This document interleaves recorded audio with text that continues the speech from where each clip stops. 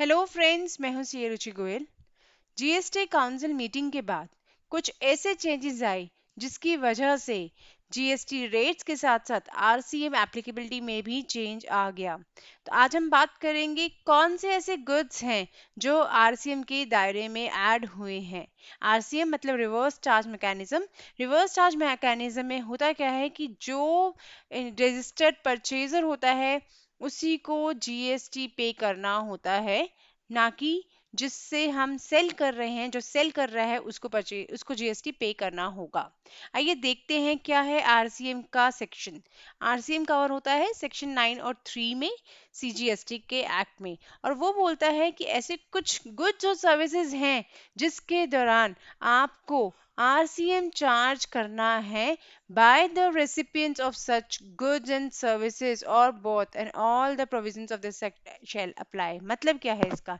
इसका मतलब है कि अगर आप एक परचेजर हैं, आपने गुड्स परचेज किए हैं, उन गुड्स पे अगर आरसीएम लगता है, रिवर्स चार्ज लगता है, तो आपका जो सेलर है वो आपसे जीएसटी कलेक्ट नहीं कर रहा, जबकि आपको जीएसटी पे करना है गवर्नमेंट को डायरेक्ट। तो क्या आपके ऊपर दो बार लायबिलिटी हो गई? एक तो आपने गुड जीएसटी पे किया, दूसरा आप इनपुट भी नहीं ले पाए। नहीं, ऐसा बिल्कुल नहीं है। आप डायरेक्टली गवर्नमेंट को पे कीजिए और आप ही उसी मंथ आरसीएम का इनपुट टैक्स क्रेडिट भी ले लीजिए। मतलब सिर्फ इतना है कि जिनसे आप परचेज कर रहे हैं उनको नहीं पे करना जीएसटी, जीएसटी आपको डायरेक्टली गवर्नमेंट को पे करना है। आइए पहले हम देखते हैं कि कौन से ऐसे गुड्स हैं जिन पे आरसीएम लगता है। तो आप देख सकते हैं ये कुछ लिस्ट ऑफ गुड्स हैं जिन पे already provision of RCM applicable था। 1 अक्टूबर 2021 से एक और कैटेगरी ऐड हुई है, उसको हम डिटेल में पढ़ेंगे। अभी हम देख लेते हैं कि कौन से गुड्स हैं जिन पे ऑलरेडी आरसीएम लगता था। कैश्यू नट्स नॉट शेल्ड और पील्ड। एग्रीकल्चरिस्ट अगर सप्लायर है, मतलब आप परचेजर हो और आप एक एग्रीकल्चरिस्ट से परचेज कर रहे हो और आप रजिस्टर्ड पर्सन हो, तो आपको आरसीएम बेसिस पे जीएसटी पे डायरेक्टली गवर्नमेंट को करना है।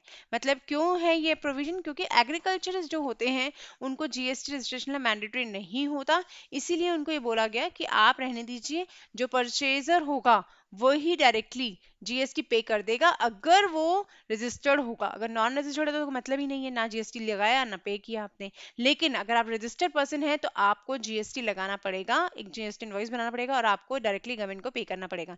सेकंड है बीडी रैपर लीव्स। वो अगेन अगर आप एग्रीकल्चरिस्ट से ले रहे हैं और आप रजिस्टर्ड पर्सन हैं तो आपको आरसीएम बेसिस पे जीएसटी पे करना होगा। टोबैको लीव्स में भी यही केस होता है कि अगर आप एग्रीकल्चर से परचेज कर रहे हैं और आप रजिस्टर्ड पर्सन हैं तो। नेक्स्ट है सिल्क यार्न। अगर एक ऐसे पर्सन से आप सिल्क यार्न खरीदते हैं जो कि काम ही यही करता है, सिर्फ सिल्क मैन्युफैक्चरिंग का काम करता है, कोकून से सिल्क निकालने का काम करता है, और आप एक रजिस्टर्ड पर्सन है, तो आपको डायरेक्टली गवर्नमेंट को जीएसटी पे करना है आरसीएम बेसिस पे। आपसे चार्ज नहीं किया जाएगा, आप डायरेक्टली पे करोगे और उसका इनपुट ले लोगे। नेक्स्ट है रॉ कॉटन। अगेन एग्रीकल्चरिस्ट से हम क्योंकि परचेज कर रहे हैं, हम रजिस्टर्ड है, तो हमको जीएसटी पे करना पड़ेगा आरसीएम में। नेक्स्ट है सप्लायर ऑफ लॉटरी। अगर आप स्टेट गवर्नमेंट या यूनियन टेरिटरी और लोकल अथॉरिटी से खरीदते हैं तो और आप अगर लॉटरी डिस्ट्रीब्यूटर या एजेंट हैं तो आपको आरसीएम बेसिस पे जीएसटी पे करना है। और नेक्स्ट इंपॉर्टेंट है used vehicle, seized and confiscated goods, old and used goods, waste and scrap.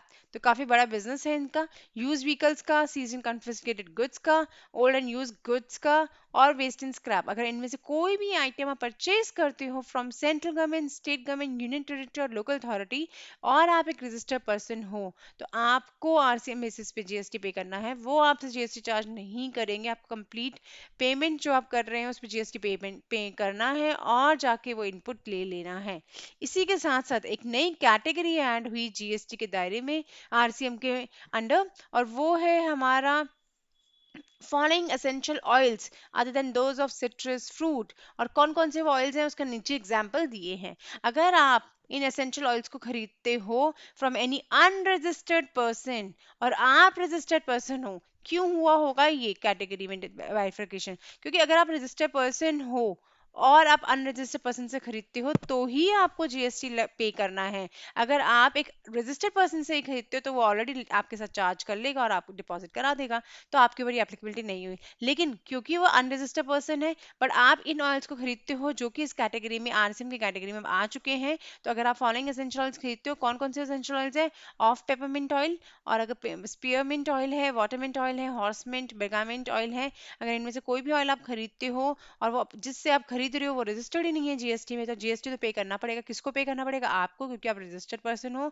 आप जाके गवर्नमेंट को पे करो और उसका इनपुट क्रेडिट ले लो। तो ये बहुत ही इंपॉर्टेंट इम्पैक्ट आया है जीएसटी काउंसिल मीटिंग के बाद, और इसने आपके आरसीएम के दायरे को और बढ़ा दिया है। तो ध्यान रखिए, अगर 1 अक्टूबर के बाद आप इसमें से कोई भी डीलिंग करते हो, कोई भी ऑयल खरीदते हो, आप रजिस्टर्ड हो और सामने वाली पार्टी अनरजिस्टर्ड है, तो आपको आरसीएम बेसिस पे टैक्स पे करना है। बिल्कुल मिस मत कर देना टैक्स को इंक्लूड करना अपनी लायबिलिटी के अंदर।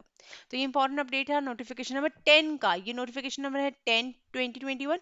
इसके अलावा भी और बहुत सारी नोटिफिकेशन उस दिन आई थी, उसको हम एक एक करके डील करेंगे अलग अलग, क्योंकि हर किसी का इम्पैक्ट है, चाहे टैक्स रेट कम करने में, चाहे टैक्स के दायरे को बढ़ाने के लिए। काफी इंपॉर्टेंट नोटिफिकेशन है, ध्यान से सुनिएगा, इसलिए हमारे साथ बने रहिए सो दैट कि जब भी हम उन नोटिफिकेशंस को एक्सप्लेन करें आपको नोटिफिकेशन आ जाए और आप इसके बारे में अपडेटेड रह सके।